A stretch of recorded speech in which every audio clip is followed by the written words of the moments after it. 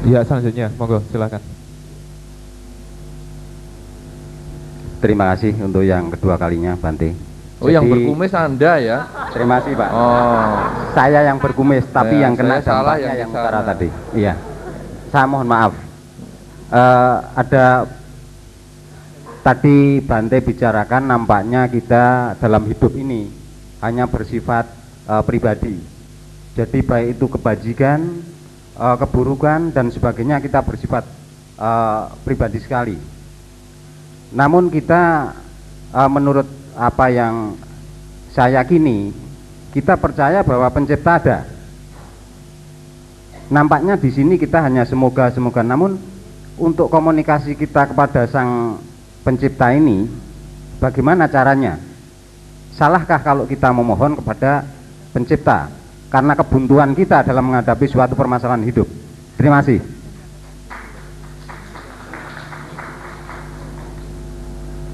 Ada satu lagi? Ya, silakan. Tapi Ya, belakang ada satu tadi kayaknya. Oke.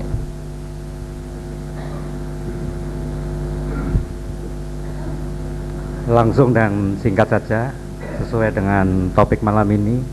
Sebelumnya mohon maaf, ingin kami tanyakan tujuan hidup Bante dan Bante-Bante. Terima kasih. Anda wartawan mungkin?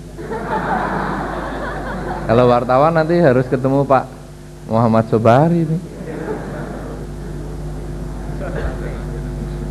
Sambung sekalian biar sekaligus. Oh ya, sekalian.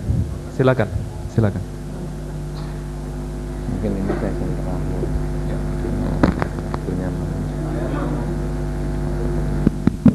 Saya mau tanya, apa hidup itu memang punya tujuan? Soalnya seingat saya lahir itu nggak tahu tujuannya apa. Yang punya tujuan itu kan papa sama mama saya.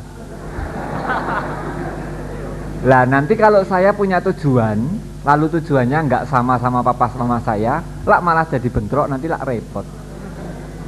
Sekian nanti. Sudah ya, baik. Pertanyaannya cukup banyak dan ini mungkin session terakhir ya. Jadi bagi Anda yang belum sempat tanya ya nantilah kesempatan lain. Ya memang saya tadi diminta untuk datang ya, saya ucapkan terima kasih atas permintaannya.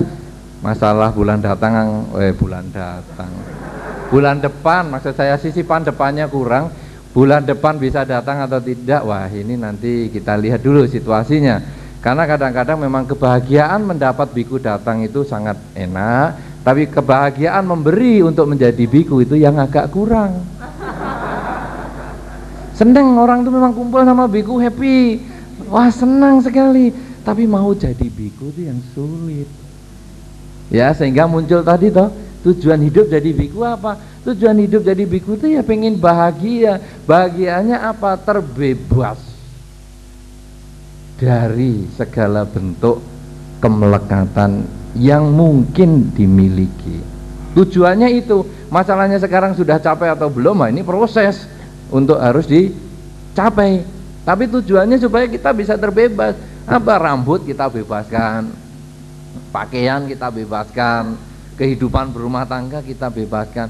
Sebetulnya kita berusaha untuk mengendalikan diri kita ini supaya kita ini bisa lebih menguasai diri. Kita mengkondisikan satu format hidup, mengkondisikan perpisahan itu dengan cepat. Kenapa demikian? Anda pasti akan berpisah dengan rambut Anda. Sebelum Anda berpisah, kenapa Anda tidak meninggalkan rambut Anda dulu? Satu contoh begini, suami istri kan suka bertanya, kalau mau mati enaknya kamu dulu atau aku dulu? Pernah Anda tanya sama pasangan hidup Anda begitu? Apa jawabnya? Kue sih bahaya. Apa jawabnya biasanya? Aku dulu sing mati. Kenapa saudara? Karena meninggalkan itu lebih enak daripada yang ditinggalkan. Satu contoh saudara-saudara, suami istri atau teman, pacar, satu pergi ke luar kota. Yang pergi itu happy isinya, ubiang-ubiung sana sini. Yang di rumah itu yang langut nungguin, baru apa ya dia ini, telepon lah, halo baru apa, sik tau masih di perjalanan udah telepon, kangen loh, iya ini masih di perjalanan, bentar lagi sudah nyampe belum ya. Yang gelisah yang ditinggal, ya kan? Betul toh? Nah, apakah Anda mau jadi orang yang ditinggal terus-terusan? Kenapa Anda coba aku sekarang yang meninggalkan? Meninggalkan apa? Meninggalkan rambut, meninggalkan kesenangan duniawi, tetapi tidak harus keluar dari rumah. Kalau Anda sanggup jadi biku, jadilah biku.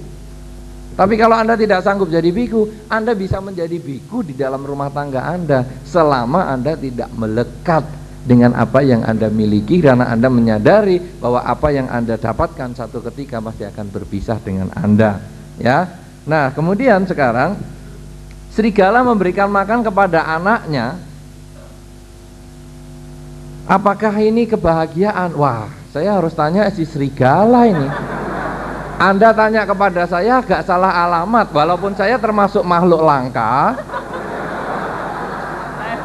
Tapi seingat saya makhluk langka itu orang hutan. Karena itu ada kampanye selamatkanlah orang hutan, lestarikanlah orang hutan. Mungkin bagi moderator saya termasuk orang hutan. Tapi kalau serigala enggak dilestarikan, bukan saya. Karena itu kita sulit melihat bahwa serigala itu bahagia karena dia memberi makan kepada anaknya. Itu lebih cenderung pada kewajiban. Sama dengan pertanyaan yang terakhir tadi. Yang punya tujuan melahirkan itu adalah bapak dan ibunya. Walaupun kalau saya tanya ulang lagi kepada ibunya yang hadir di sini, belum tentu dia punya tujuan anak model begini.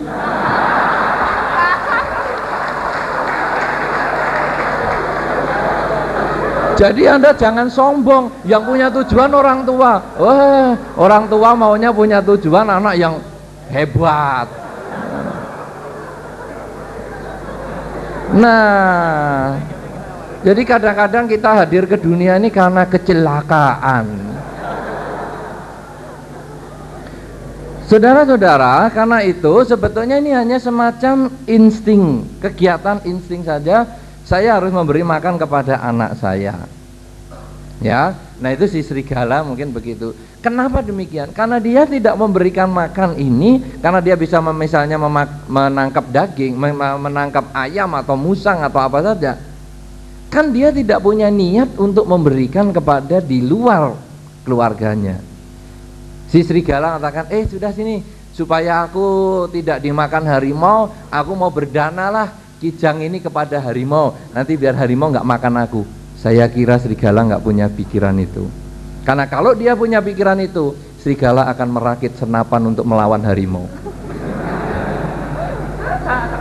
Jadi tidak berpikir ke sana. Nah oleh karena itu dia hanya secara insting saja memberi makan. Begitu anaknya sudah dewasa, dia akan lepaskan dan anak itu akan makan sendiri. Karena itu kita sulit untuk mengatakan bahwa itu adalah kebahagiaan bagi si serigala. Kenapa bukan kebahagiaan? Karena dia tidak mengulang-ulang perilaku itu. Karena yang disebut kebahagiaan itu adalah cenderung kita mengulang. Yang namanya happy pasti diulang. Yang namanya tidak happy pasti tidak diulang, ya cukup sekali itu saja. Sehingga lahir anak yang model beginian ini cukup sekali aja. Nah, kemudian ada kebahagiaan yang keempat. Bagus juga ide Anda bahwa jiwa terbebas dari badan. Itu bagus sekali. Tetapi Anda harus ingat bahwa kebahagiaan keempat ini sebetulnya nanti akan menjadi konsekuensi logis dari kebahagiaan yang ketiga. Apakah itu? Ketika yang ketiga itu kita hidup pada saat ini, ketika badan dan batin ini menjadi satu total, itu di dalam kehidupan ini. Ketika kita meninggal, nah meninggalnya ini karena kita sadar bahwa saat ini saya meninggal, saya tidak lagi berpikir tentang anak saya maupun masa depan saya, maka meninggalnya ini benar-benar meninggal. Sehingga kita tidak terlahir di alam manapun juga. Lah ini kalau tadi di dalam bahasa dalam tanda petik tadi jiwa yang terbebas dari badan total.